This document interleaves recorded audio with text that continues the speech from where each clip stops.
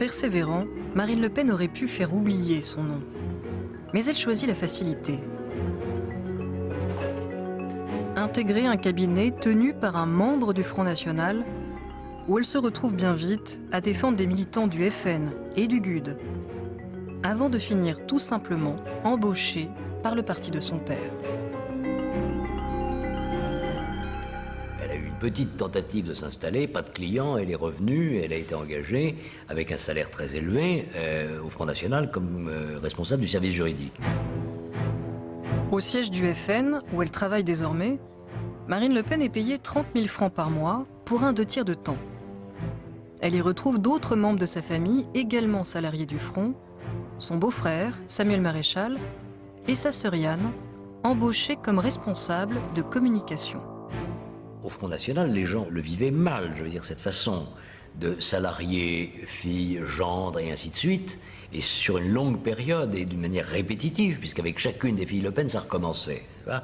Donc, ça a été à l'origine de beaucoup de tensions, y compris d'ailleurs un facteur déclenchant probablement de la sécession de Bruno Maigret en 1998. À ce moment-là, dans le parti, au sein du Front National, on est au milieu des années 90, il y a un groupe très organisé de militants, de cadres solides, sérieux, des pros de la politique, c'est Bruno Maigret et ses soutiens.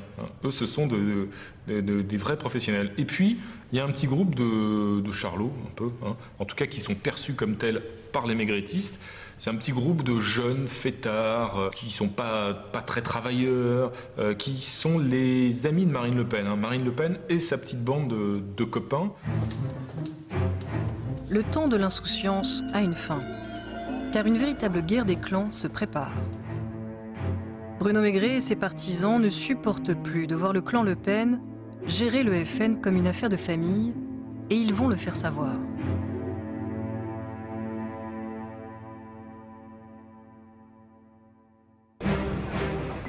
Congrès de Strasbourg, 1997.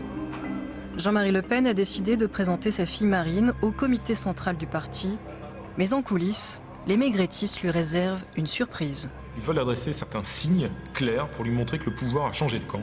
Et pour ça, ils vont employer un moyen radical, qui va être une espèce de bombe atomique au sein du Front National, une bombe à fragmentation, c'est qu'ils vont faire battre Marine Le Pen lors de l'élection du comité central. La consigne a été d'une efficacité redoutable. Marine Le Pen est battue, c'est un camouflet pour le clan. Le Pen entre dans une rage folle, il se retire avec quelques-uns de ses amis, Le Pen et Maigret se croisent dans un couloir, l'ambiance est électrique, et Le Pen, il va, comme les statuts du Front National le lui permettent, prendre une décision tout aussi radicale, c'est qu'il va décider de nommer sa fille au comité central et faire fi donc du vote des militants et des cadres du FN. Il est le président, il a le droit de repêcher un certain nombre de candidats battus, parce que tel est son bon droit, tel est le droit divin qui règne au Front National. Le leader du Front National a réaffirmé son autorité, mais il a eu très peur. Pour écraser la rébellion, il va pouvoir s'appuyer sur les talents procéduriers de sa Benjamine, qui est aussi la plus combative de ses 3 filles. Marine a vu le moment où son père risquait véritablement de perdre le Front National. Et perdre le Front National, c'est tout le reste, quoi. Bon.